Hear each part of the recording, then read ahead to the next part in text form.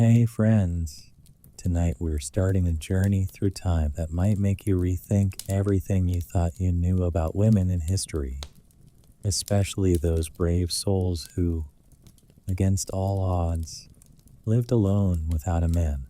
In a world where women were expected to be dependent on a male figure, be it a father, husband, or son, living alone was considered a social rebellion, a scandal, or, in the worst cases, a sign of some deep, unspoken flaw in one's character.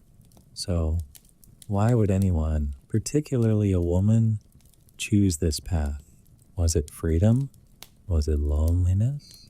Or, most likely, was it just a situation where the alternatives were worse? The image of a lonely woman, tucked away in her little house or estate, might sound like a modern-day, Netflix-style drama, but in history, not so much. When a woman lived alone in centuries past, it often meant there was something, well, wrong. And by wrong, I mean that society's idea of normal would consider her an outcast, an anomaly, or simply strange. Let's turn our attention to some of the more fascinating and sometimes downright tragic women who dared to live life on their own terms, without the safety net of a man's name or fortune. But first, let's make one thing clear. Women weren't just off living alone because they liked the peace and quiet. No. For many, it was more of a survival strategy than a choice. Because, if we're being real, the alternative often sucked. In fact, if you were a woman in the medieval or early modern period, living alone, without the protection, and I use that term loosely, of a male family member or spouse, could make you vulnerable in ways we can't quite grasp today. You could be deemed a witch is familiar, or worse, simply a bit off your rocker. People like to think of medieval and Renaissance women as these pure, chaste angels, waiting for some prince to come along, rescue them, and take them to a castle. Yeah, not quite. Take, for example, the story of Margaret of Anjou. Now, Margaret was no stranger to drama. Far from it. She was the wife of Henry VI of England during the tumultuous Wars of the Roses. And while we often think of the wives of kings as being these glamorous, royal figures who hold all the power, Margaret's life was a far cry from that picture-perfect image after her husband was declared insane, because that's the sort of thing that happens when royalty gets involved. Margaret was left to deal with everything: the kingdom's politics, its wars, its factions. She had to handle it all on her own. Imagine being married to a king who couldn't even manage a proper tantrum, let alone the throne. Now, that is a heavy burden. But back to the point of living alone without a man, because there she was, left alone by a husband who was hardly any help, with no protector, no male figure to take up the mantle of leadership. So what did Margaret do? She took charge.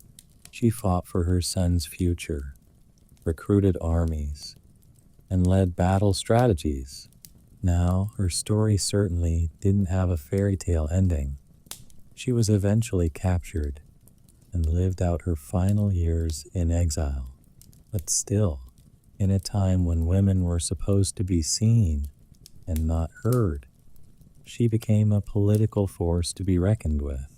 Margaret was just one example of how women, when thrust into situations of great hardship, often rose above and defied the expectations of their time. Let's now turn to the slightly more bizarre and peculiar women who lived on the edges of society, intentionally separating themselves from the bonds of marriage and the constraints that came with it. One of the more well-known examples is Hildegard of Bingen, a 12th century abbess, mystic, and polymath. You see, Hildegard wasn't your typical medieval woman. She was an intellectual powerhouse, writing theological works, composing music, and studying natural history. She truly didn't need a man to validate her existence. And while she lived a relatively secluded life in her abbey, her impact on the world was far-reaching. She was alone, sure, but she wasn't lonely. She had no man by her side to dictate what she could or couldn't do. And she proved that women could carve out intellectual and spiritual legacies all on their own. No husband required. She was ahead of her time in a world that relegated women to the roles of mothers and housewives, and by all accounts, she was perfectly fine with that. But let's not get too carried away. As much as we might romanticize the idea of women standing alone in history, the reality was a bit darker. If you were a woman living alone, your prospects weren't exactly stellar. Let's take a little detour into the world of the widows. Oh, the poor widows. Throughout history, a widow's life was, well, both a blessing and a curse. Sure, you were free of a husband, but this freedom came at the expense of your social standing, especially if your husband's wealth or power wasn't enough to sustain your position.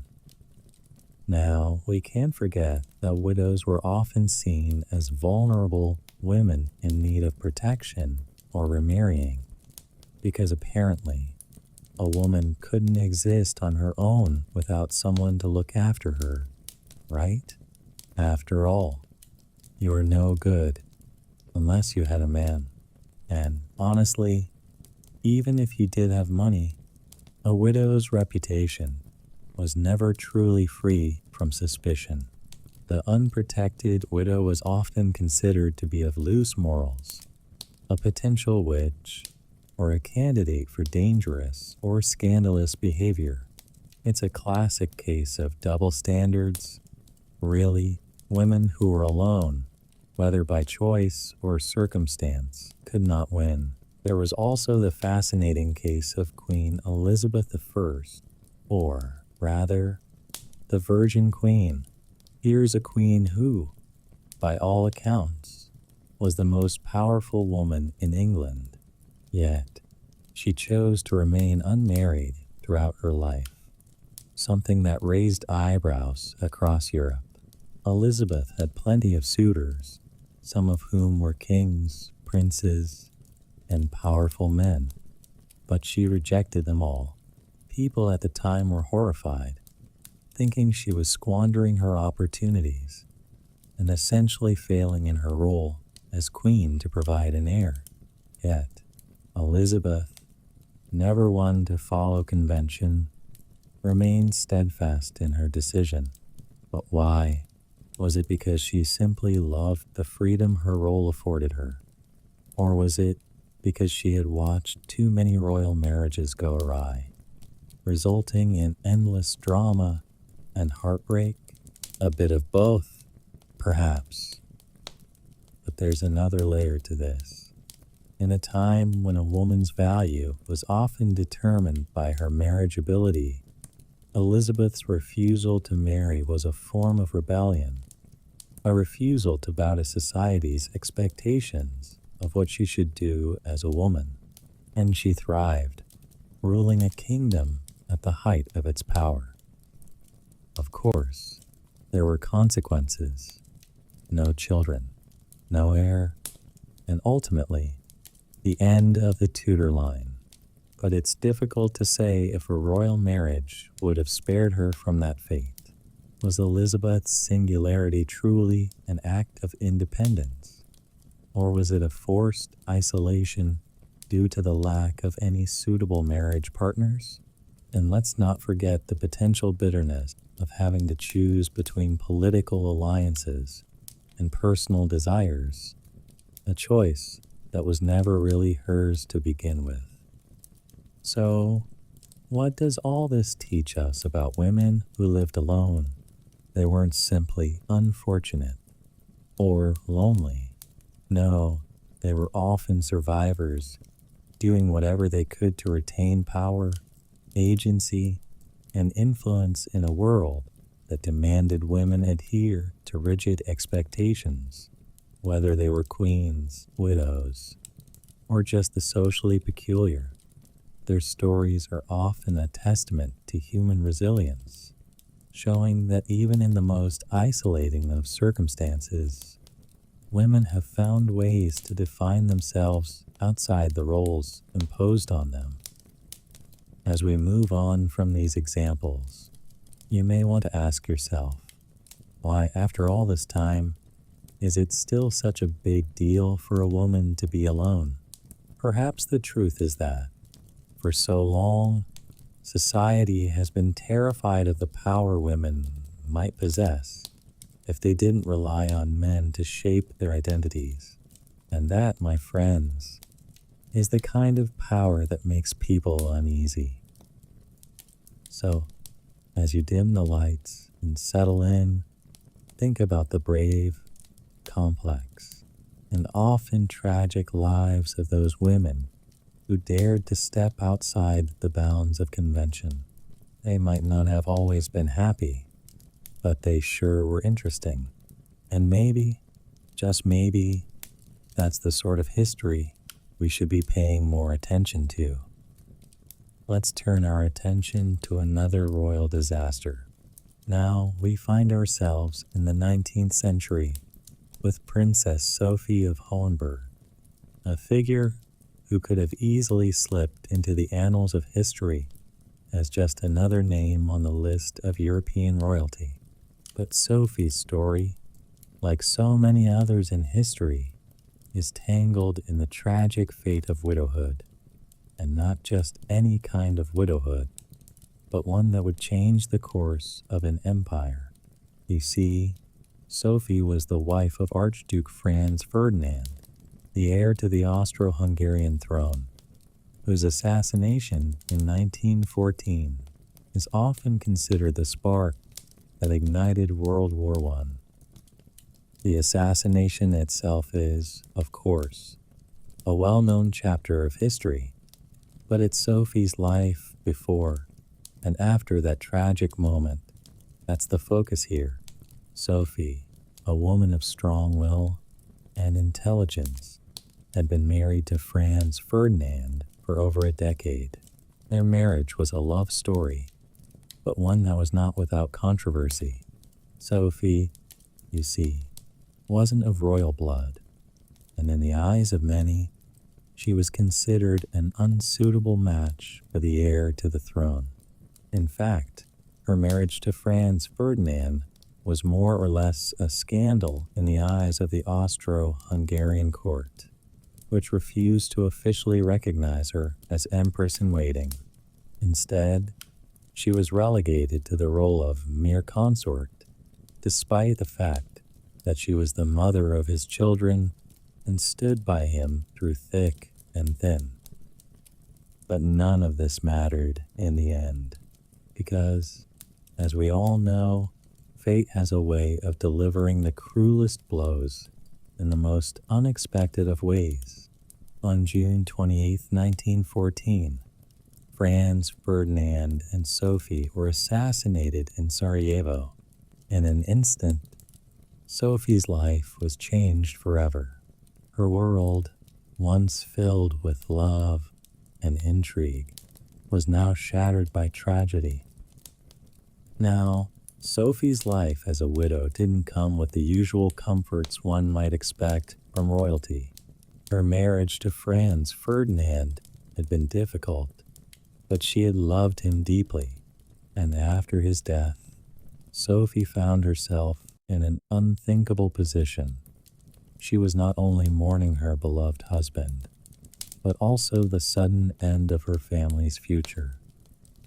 The aftermath of her loss was marked by a deep sadness that would never quite leave her. Sophie's widowhood, in many ways, mirrored the position that many women in history found themselves in.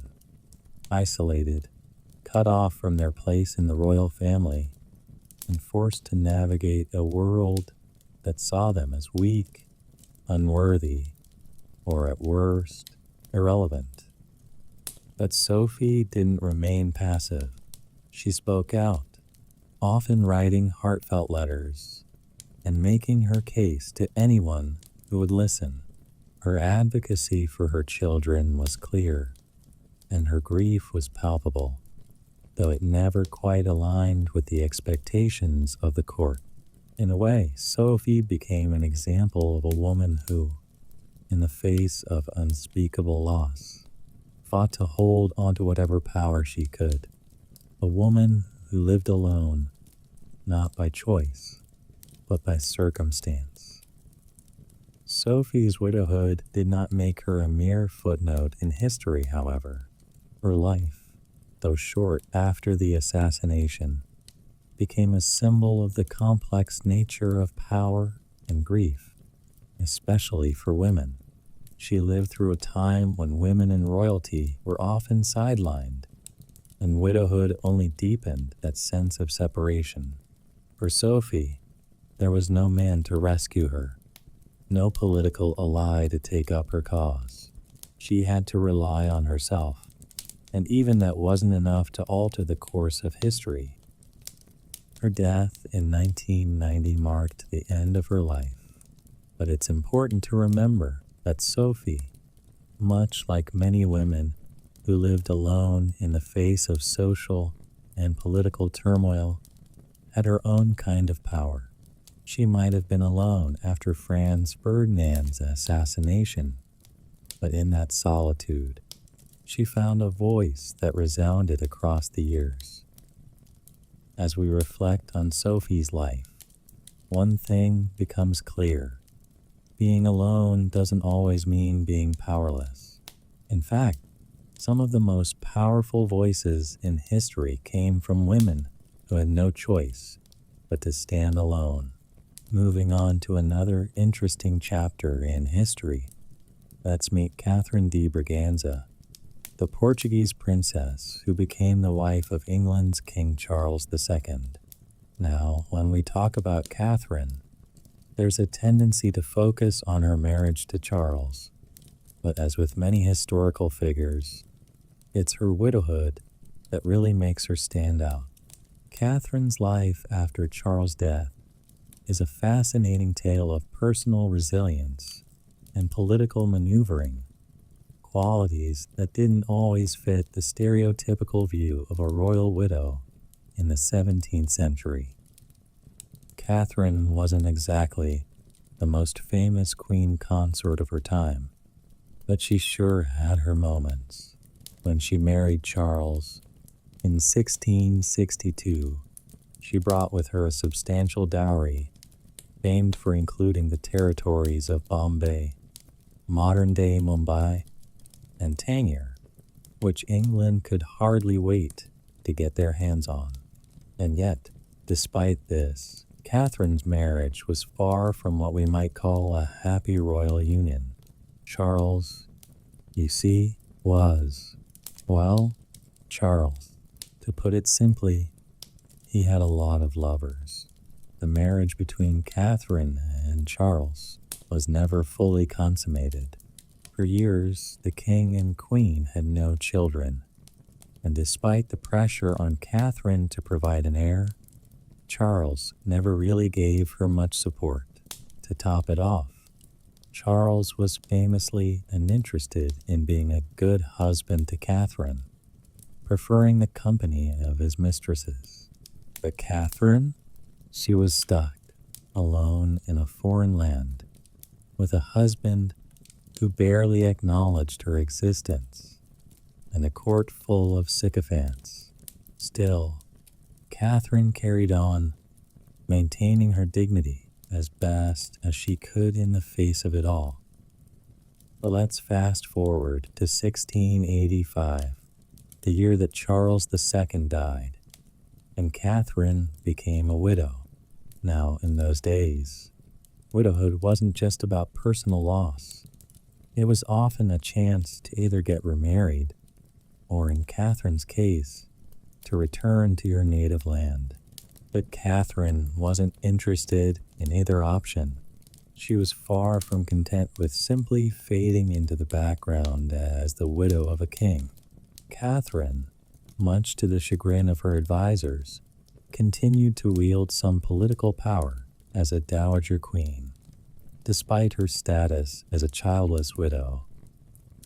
After Charles' death, Catherine returned to Portugal and, instead of retreating into the background as many would have expected, continued to be involved in political affairs. Even though she was no longer a queen, there were rumors that she was still making moves behind the scenes, using her influence to sway certain political decisions. And while she never remarried, probably a good call, considering her first marriage, she wasn't exactly sitting at home knitting and lamenting her fate. Catherine was still very much a player, in her own subtle way, on the European stage.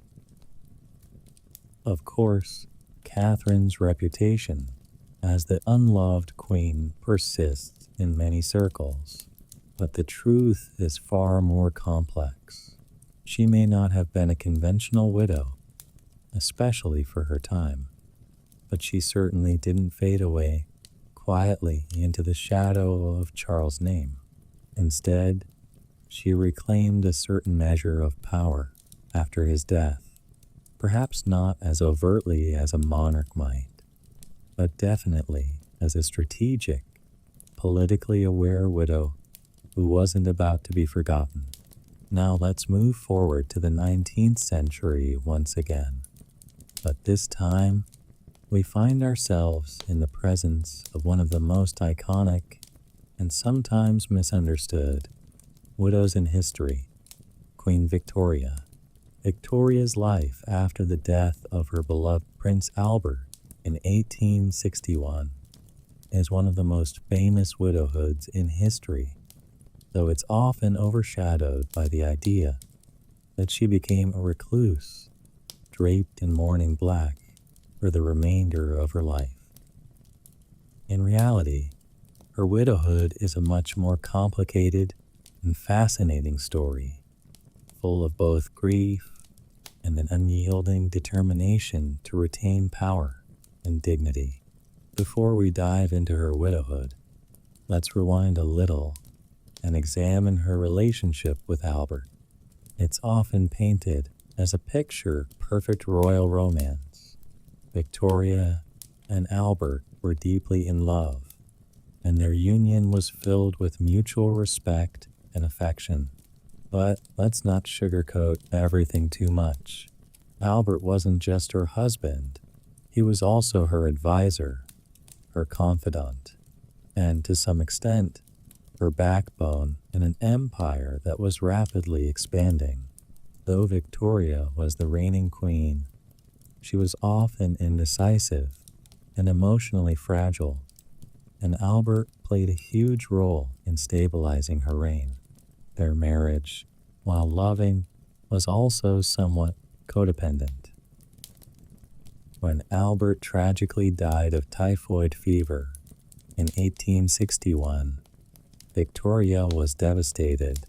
She retreated into mourning, refusing to be seen in public without her black attire, and she withdrew from her royal duties for a time. The public, of course, loved the idea of a queen in perpetual mourning. Here was the image of a grieving widow, a woman who could never let go of her beloved husband. The media was obsessed with it, as it fit perfectly into the narrative of the ever-dutiful, heartbroken widow. But here's the thing. While Victoria did indeed mourn deeply, it wasn't a permanent state of melancholy that defined her widowhood. What's often overlooked in the story of Victoria's mourning is how she used it to her advantage. In the years following Albert's death, Queen Victoria did, in fact, continue to rule. She may have been more reclusive, yes, but her grief didn't completely incapacitate her. In fact, Victoria's period of mourning can be seen as a way for her to reassert her authority and redefine her role in the empire. Rather than passively fading into the background, Victoria steered the monarchy through difficult times and confronted political issues head-on. She did so quietly and with great discipline, though the world at large focused only on her widowhood. For example, during her mourning years, Victoria faced significant challenges with her relationship with her son, the Prince of Wales, later Edward VII, whose behavior at the time was scandalous, to say the least. He was known for his excesses, his affairs, and his general lack of respect for authority.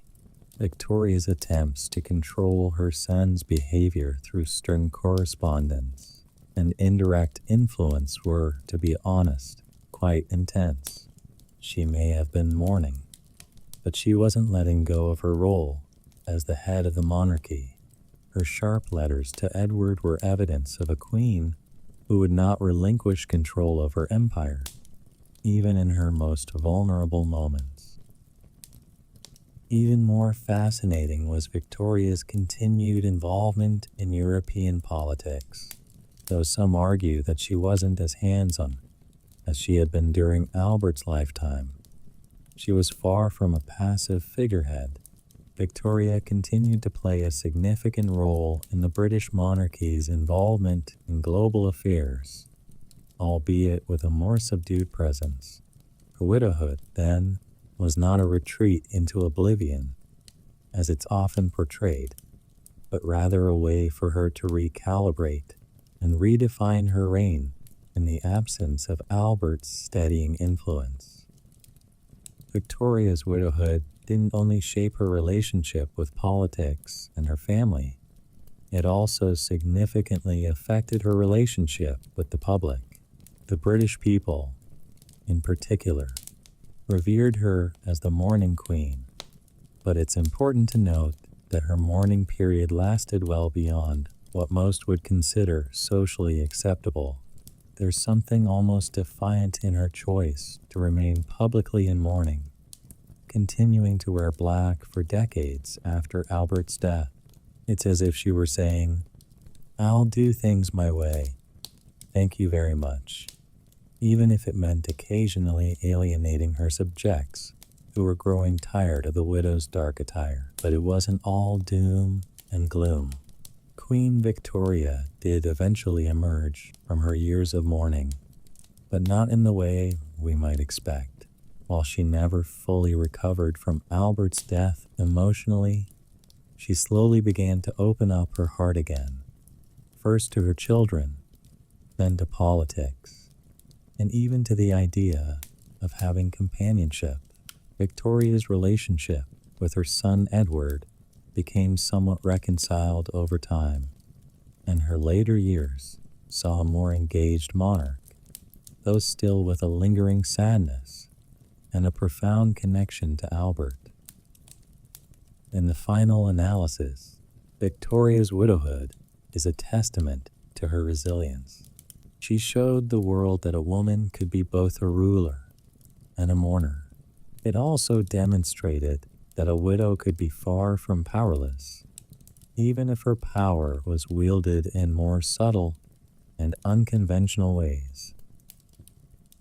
In the end, Queen Victoria's life after Albert's death doesn't fit neatly into the traditional narrative of the heartbroken widow. Instead, it's the story of a woman who refused to fade into the shadows, a woman who, despite the deepest of personal losses, continued to reign and reinvented what it meant to be a monarch in the process. Now let's shift gears and head into the 18th century, where we meet another extraordinary widow, Empress Maria Theresa of Austria. Her life after the death of her husband, Francis I, is one of the most fascinating and compelling widowhood stories in history, mainly because, unlike many royal widows, Maria Theresa didn't just passively sit back and mourn. Instead, she stepped up, took the reins of a vast empire, and proved that a woman could rule with unyielding determination, even without the support of a husband by her side. And let's be clear, Maria Theresa was no soft, tearful widow. She was a force to be reckoned with. Maria Theresa was already a powerful figure when she married Francis, the First of Lorraine, in 1736. They had a loving marriage, though their relationship wasn't exactly one built on political alliances alone. Francis was, after all, the Holy Roman Emperor, and Maria Theresa had inherited a throne that many considered to be in a precarious position. So, in some ways, their marriage was about partnership. But in other ways, it was simply about securing the stability of the Habsburg dynasty. They had 16 children together, and through her mothering, Maria Theresa would secure the future of her empire in ways that were as much a legacy as her own rule. However, in 1765, tragedy struck when Francis I passed away unexpectedly. Maria Theresa, now a widow, was left to carry on without her husband, without her partner in both marriage and governance. At first glance, it would seem that the death of Francis would leave her vulnerable, particularly considering the political challenges of the time. The Habsburg Empire wasn't exactly a picture of stability, and her rule was often contested by other European powers. But instead of crumbling under the weight of her grief, Maria Theresa used her newfound widowhood as an opportunity to assert her authority. Let's talk about how she did that, because it wasn't subtle, and it wasn't quick. Maria Theresa stepped up and took full control of her empire. Her reign after Francis's death saw one of the most remarkable periods of her leadership, and she was determined to make her mark on history, whether the men in her court liked it or not. She wasn't a hands-off ruler.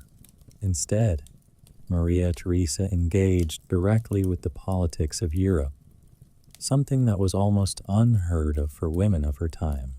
She was instrumental in reforming her empire's military, economy, and education system, ensuring that Austria remained a major European power. Her leadership wasn't about maintaining the status quo. It was about improving the empire and navigating the political minefield that came with her position. She was ruthless when necessary, fiercely protective of her children, and fully aware of her influence. And let's not forget her role as a mother. Maria Theresa's children were her legacy, and she made sure they were well prepared for the positions of power they would inherit. She may have lost a husband, but she was determined not to lose her dynasty. Her dedication to her children was as much a political strategy as it was a personal mission. She used them to solidify alliances, secure her family's future, and ensure that her empire remained strong. But don't let the image of a determined, iron-willed empress fool you. Maria Theresa's widowhood was also marked by deep personal sorrow. She may have pushed through her grief with an unwavering sense of duty, but her heart was undeniably broken by the loss of Francis. She once remarked that after his death, she never laughed again, a sentiment that speaks to the pain of losing a partner who had been such a central part of her life. Yet, despite this profound sorrow, Maria Theresa carried on with incredible strength, managing an empire, balancing diplomacy, and navigating the complex relationships within her court, all while maintaining the dignity of a ruler. But even with all her power, Maria Theresa's widowhood wasn't without its challenges. Her position as a female ruler was always under scrutiny, and the death of her husband only heightened the political risks she faced. She had to constantly prove herself, not just to her court, but to the broader European world. The idea that a woman could govern an empire on her own terms was, to put it mildly, a bit radical at the time. But Maria Theresa managed to turn that radicalism into a powerful force, showing that women could rule, and rule well, without the need for a man by their side. What's remarkable about Maria Theresa is that her reign after Francis's death was not one of a widow in mourning, quietly fading into the background. Instead, she became a powerful symbol of resilience, leadership, and defiance. In a time when women were often defined by their husbands or their children, she carved out a legacy that was entirely her own. Her widowhood didn't limit her. It empowered her to be a ruler in a way that no one expected.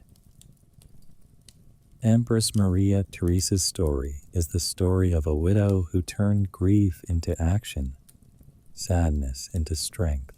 She showed the world that widowhood didn't have to mean weakness, and that even in the most isolating of circumstances, a woman could wield power and influence in her own right.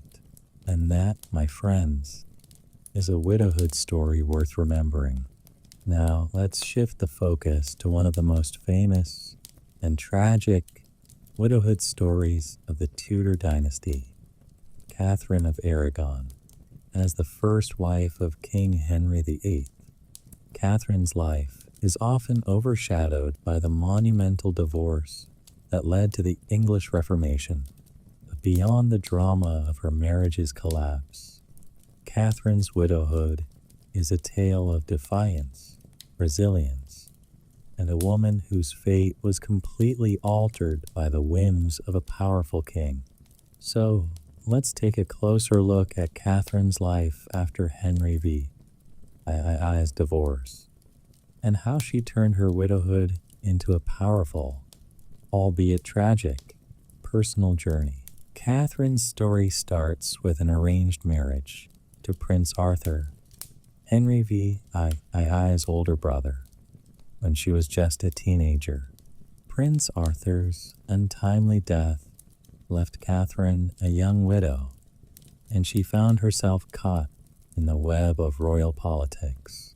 Henry VII, her father-in-law, was keen to maintain the Spanish alliance and offered her hand to Henry VIII, who was 10 years younger than her. It was a pragmatic decision at the time, and Catherine agreed, marrying Henry VIII in 1509. For nearly 2 decades, Catherine was a devoted wife, even bearing Henry VIII a daughter, Mary, whom she desperately hoped would be the son the king so longed for. But Henry, obsessed with securing a male heir, grew increasingly discontent with his wife's inability to give him a son. Enter the infamous Anne Boleyn, and the rest is history. Henry's infatuation with Anne and his desperate need for a son led to his desire to annul his marriage to Catherine. The resulting break with the Catholic Church in Rome and the establishment of the Church of England is one of the most famous stories in history. But here's where Catherine's widowhood story really begins. She wasn't just discarded, she was cast aside. After the annulment, Catherine was effectively stripped of her title as queen and sent to live in exile, away from the royal court. For most women, this might have been the end of the story. Destitute, humiliated, and alone. But Catherine, ever the determined and proud woman, refused to be silenced. She stood firm in her belief that her marriage to Henry was legitimate and that their daughter, Mary, was the rightful heir to the throne. Despite being cast off by the man she had once loved, Catherine did not quietly accept her fate. Instead, Catherine of Aragon became a symbol of resistance, fighting to maintain her dignity and her daughter's future. She wrote passionate letters to Henry, pleading for the restoration of her title as queen and for the recognition of her marriage. When Henry married Anne Boleyn, Catherine, still wearing the title of queen, refused to recognize Anne as queen consort, even going so far as to address her as Lady Boleyn. To the world, she was a widow, but in her heart, she was still a queen, and no matter how many titles were stripped from her, she would not let go of her legacy. Her life during these years was marked by isolation, but also quiet rebellion.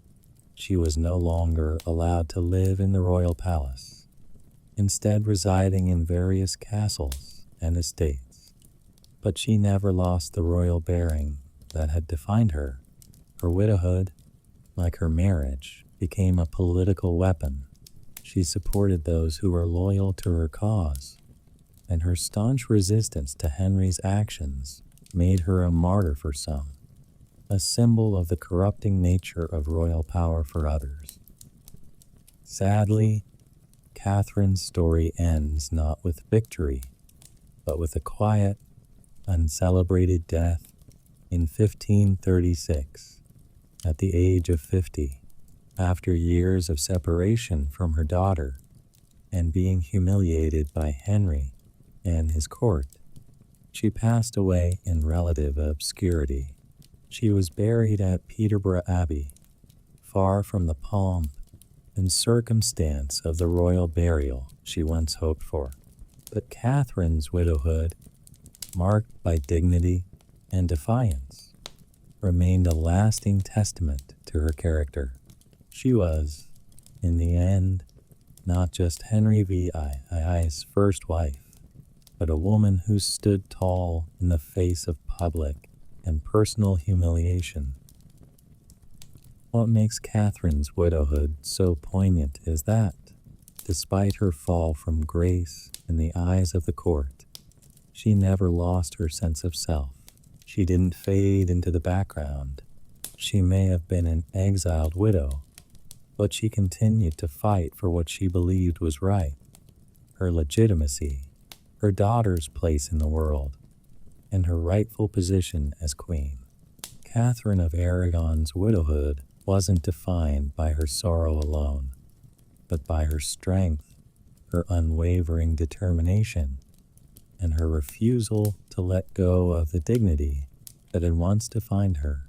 Now let's take a step back in time to one of the most legendary women in medieval history, Eleanor of Aquitaine. Widowed not once, but twice, Eleanor's life was a series of dramatic twists, political alliances, and unexpected turns, all of which were defined by her remarkable resilience. Her widowhoods didn't mark the end of her influence, but instead became stepping stones on her path to greater power. Eleanor's story is one of both heartbreak and triumph, showing us that a woman's place in history isn't always defined by her relationships with men. Sometimes, it's defined by how she rises above the circumstances that others might have seen as insurmountable. Leonor's first widowhood came in 1152 when her first husband, King Louis VII of France, was divorced. Eleanor and Louis had been married for 15 years, but their union was plagued by political tension, personal dissatisfaction, and a lack of children. Eleanor, who had been raised to be an independent and strong-willed duchess, found herself stifled by Louis's piety and inability to assert himself. The marriage ended in a dramatic divorce, and Eleanor, now the Queen of France, was left to pick up the pieces of her life. But Eleanor's widowhood didn't mean she was helpless. Far from it. After the divorce, she married Henry Plantagenet, who would later become Henry II of England. This marriage was one of the most politically advantageous unions of the time, and Eleanor's status as the Duchess of Aquitaine, one of the wealthiest and most powerful women in Europe, gave her a tremendous amount of influence. By marrying Henry, she not only secured her position in the court of England, but also played a pivotal role in the expansion of the English Empire. But this marriage, much like her first, was fraught with its own troubles. While Henry and Eleanor had many children together, one of whom would become Richard the Lionheart, their relationship soured over time, largely due to Henry's infidelities and his increasing control over their lands. By the 1170s, Eleanor had become something of a political adversary to her own husband. In a stunning move, she sided with their sons in rebellion against Henry. She was captured, imprisoned, and kept under close guard by her husband for over a decade. Despite this imprisonment, Eleanor's widowhood didn't last long. In 1189, after Henry's death, Eleanor was released from captivity and became the regent for her son, Richard, who had ascended to the throne as Richard I. As the Dowager Queen and mother of the new king, Eleanor once again wielded power, perhaps more effectively than ever before. In her later years, Eleanor played a crucial role in supporting her sons, especially Richard, in his military endeavors. She became the matriarch of the Plantagenet dynasty and continued to be a force to be reckoned with well into her 70s. Her influence over the court, even in her widowhood, was unparalleled. She was a woman who, despite multiple widowhoods, never allowed herself to be sidelined by the circumstances of her marriages. But Eleanor's story doesn't just focus on her marriages. Her true legacy lies in the way she ruled and influenced the world around her. She was the queen consort of 2 kings, the mother of kings, and a force of nature in her own right. Eleanor didn't fade into obscurity after her first marriage, nor did she shrink into the role of the heartbroken widow after her second. Instead, she took charge of her own destiny, refusing to let the conventional expectations of widowhood define her. Eleanor's widowhood was not marked by grief, but by action. She proved that women didn't have to fade into the background after the loss of a spouse. Instead, she showed that a widow could wield tremendous power and influence, both politically and personally. Her ability to navigate the treacherous waters of 12th century politics, her refusal to bow to the constraints of medieval gender norms, and her determination to leave her mark on history have earned her a place as one of the most fascinating women in history. Eleanor of Aquitaine's widowhood wasn't a story of helplessness or retreat. It was a story of resilience, power, and the indomitable will of a woman who refused to be forgotten. Her legacy lives on, not just as a queen consort, but as a queen in her own right, and her widowhood only enhanced her legend.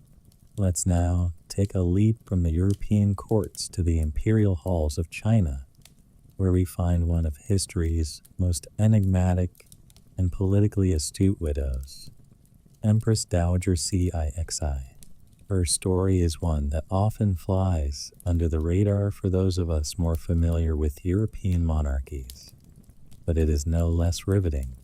Cixi's life, particularly her time as a widow, is a masterclass in political maneuvering, power consolidation, and resilience, all wrapped up in the complex and often tragic drama of the Qing dynasty's final years. Cixi entered the imperial court in 1852 as a lowly concubine to the Shunfeng emperor, a man who, for all his faults, would leave her with an empire in her hands. However, she didn't start out as the powerful widow we know her as today. She was merely one of many concubines, a woman without significant standing in the court. But as fate would have it, the Shunfeng emperor's only son, the future Tongji emperor, was born to Cixi, and that, in a world where dynastic bloodlines were everything, was all she needed to change the course of her life. In 1861, after the untimely death of the Shunfeng emperor, Cixi was thrust into the role of a mother to a young emperor, and more importantly, into the role of the official regent of the Qing dynasty. At this point, Cixi had little political power. She was, after all, a woman in a male-dominated world. However, she quickly proved that she was far more than just a regent. In fact, Cixi's political acumen, sharp mind, and ability to manipulate the court became legendary. But let's not get ahead of ourselves. Her true widowhood story began after the death of her husband, the emperor, in 1861. In a court that was riddled with intrigue and backstabbing, Cixi didn't just mourn her husband's passing. She took control of his legacy. What makes her widowhood so intriguing is that she never actually remarried. Instead, she took on a role that was unprecedented in Chinese history. She became the true ruler of China, all while remaining in the shadows as a widowed empress. Now, Cixi's rise to power wasn't some smooth, gradual ascent. It was a game of political chess that she played with incredible skill. After the emperor's death, Cixi maneuvered to place herself as regent, effectively controlling the throne through her son, the Tongji emperor. But as we've seen time and again with powerful widows, mere titles don't always translate into real power. Cixi was a widow with one foot in the past and another in the future, trying to steer a crumbling empire back to greatness.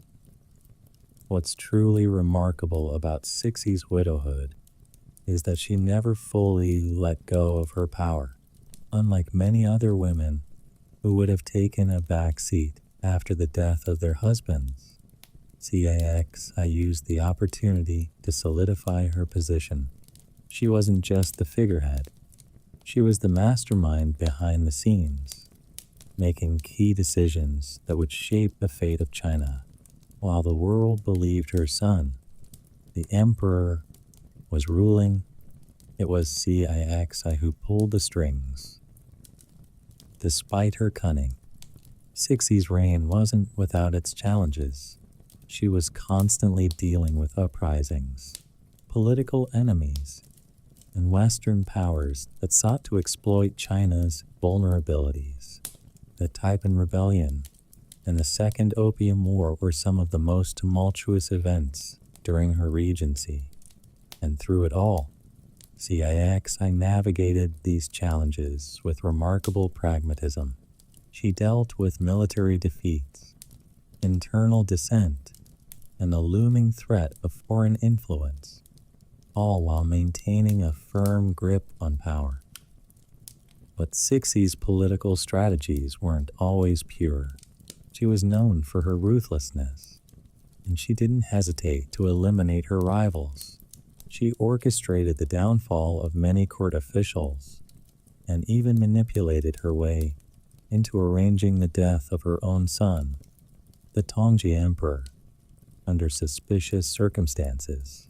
After his death, she placed her young nephew, the Guangxu Emperor, on the throne, and once again became the true ruler of China, despite the outward appearance of a regent. Cixi's widowhood became the cornerstone of her legacy. She lived through multiple regencies, multiple emperors, and a series of reforms that ultimately couldn't save the Qing dynasty. The empire she once ruled collapsed in 1912, just a few years after her death. Her rule is a paradox.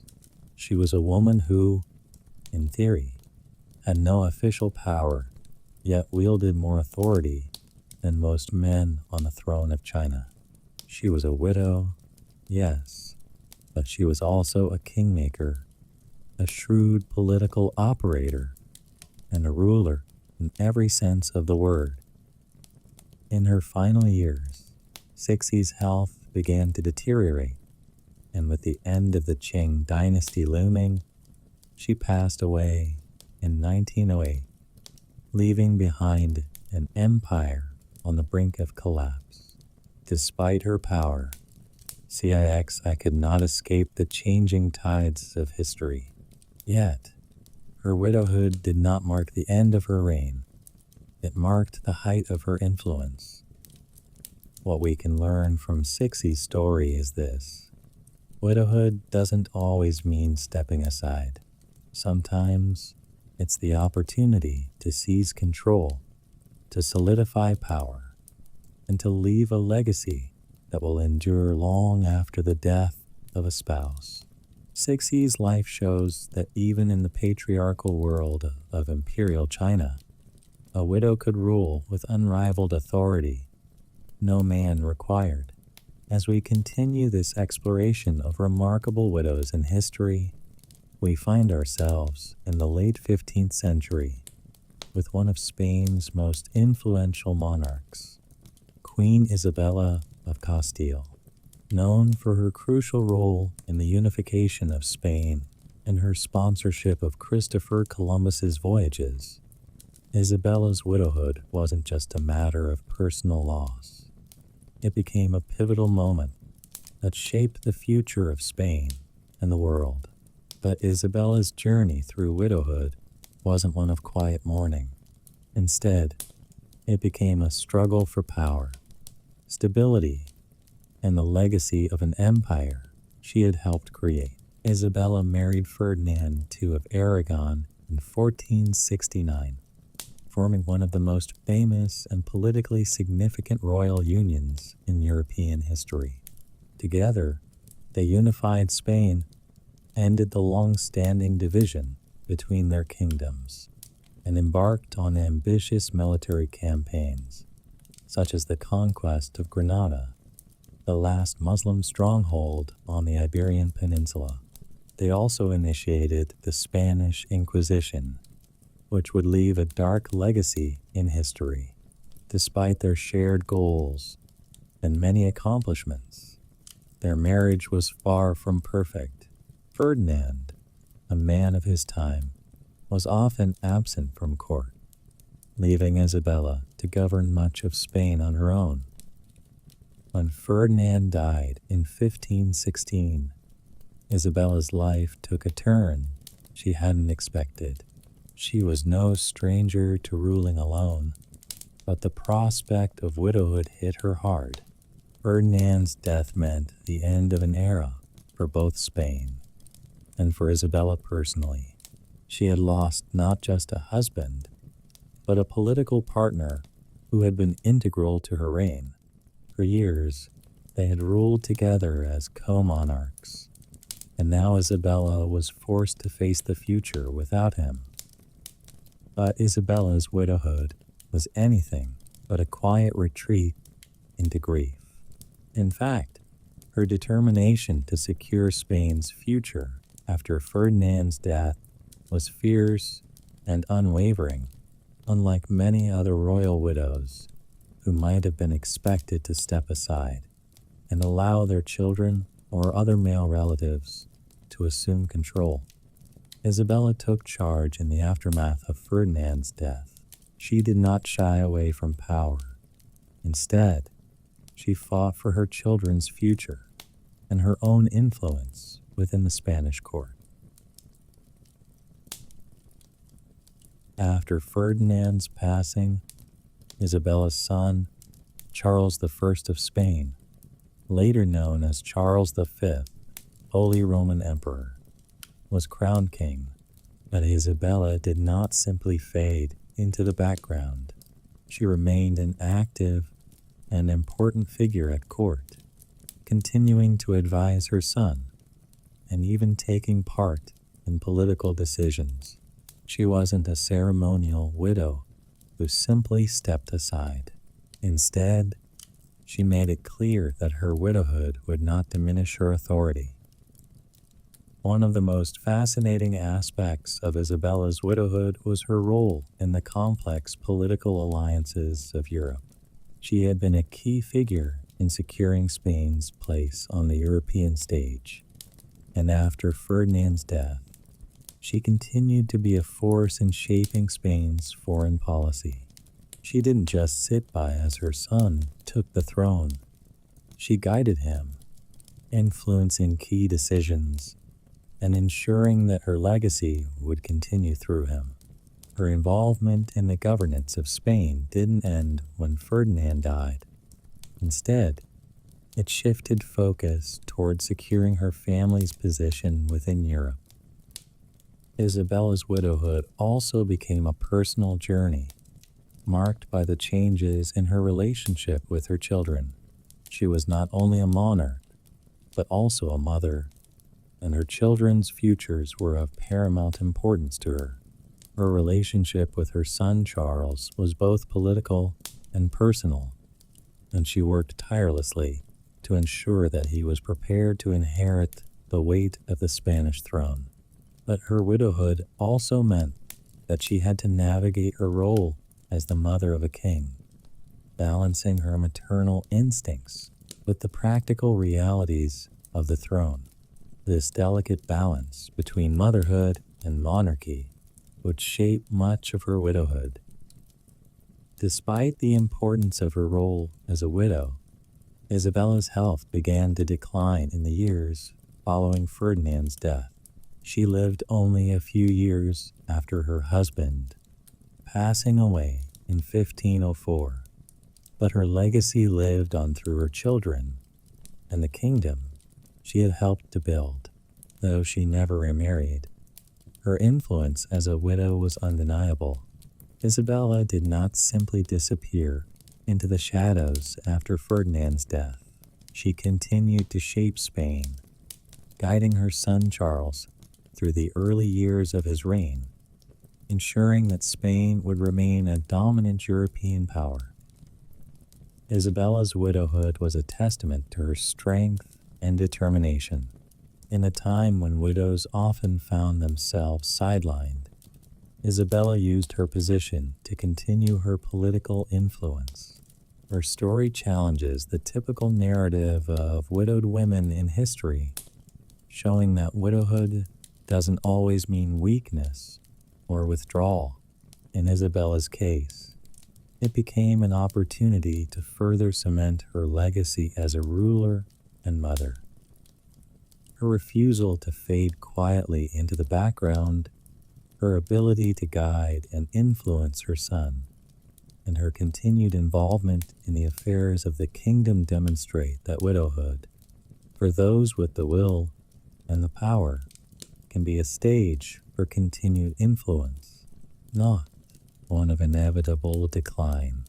For our final widow in this exploration, let's journey north to the tumultuous world of 16th century Scotland, where we find a woman whose life was marked by tragedy, betrayal, and resilience. Mary, Queen of Scots. Mary's widowhood was not merely an extension of her personal grief, but also a chapter that would forever alter the course of Scottish and English history. She was a woman of intense beauty, sharp intelligence, and immense political ambition. Yet her widowhood came with a heavy burden that would not only define her life, but also her legacy. Mary's first widowhood came at the age of just 18, after the sudden death of her first husband, the French Dauphin Francis II, in 1560. She had been married to Francis for only a short period, and their union, though politically significant, was marked by genuine affection. Francis's untimely death left Mary in a vulnerable position, far from her beloved France, and now, technically, a widow at such a young age. But, as with many women who found themselves in similar circumstances, Mary didn't retreat into mourning. She acted swiftly and decisively. In the wake of Francis's death, Mary returned to Scotland, a land she had not ruled in years, to reclaim her throne. However, what awaited her wasn't peace or the warm embrace of a grateful nation. Scotland was embroiled in religious turmoil, with Protestants and Catholics clashing violently. Mary, a devout Catholic, found herself walking a dangerous line, caught between a Protestant majority and her own Catholic faith. Her return to Scotland was meant to restore order, but instead, it led her into a whirlwind of political intrigue and rebellion. As a widow, she was no longer a queen consort, but a ruler in her own right, with the full weight of a kingdom on her shoulders. Her second widowhood was perhaps even more consequential and tragic than the first. In 1565, Mary married Henry Stuart, Lord Darnley, a man she had initially been drawn to, but who quickly proved to be a disastrous choice. Darnley's ambitions, combined with his volatile and increasingly erratic behavior, made for a toxic marriage, but it was his untimely death in 1566, under mysterious and widely suspected circumstances, that led to Mary's second widowhood. Darnley was found murdered in his apartment, his body discovered outside the building, strangled and battered, with signs that the murder had been carried out by those close to him. The scandal surrounding his death shook Mary's reign to its core. Many suspected her of complicity in the murder, particularly since her relationship with Darnley had deteriorated and she had taken a lover, the Earl of Bothwell, around the same time. In the eyes of her enemies, Mary's widowhood became another scandal, another mark against her already fragile reputation. Despite the political machinations and personal struggles, Mary's widowhood was full of intense pressure, not only from the dangers within her court, but also from external forces like England and its monarch, Queen Elizabeth I.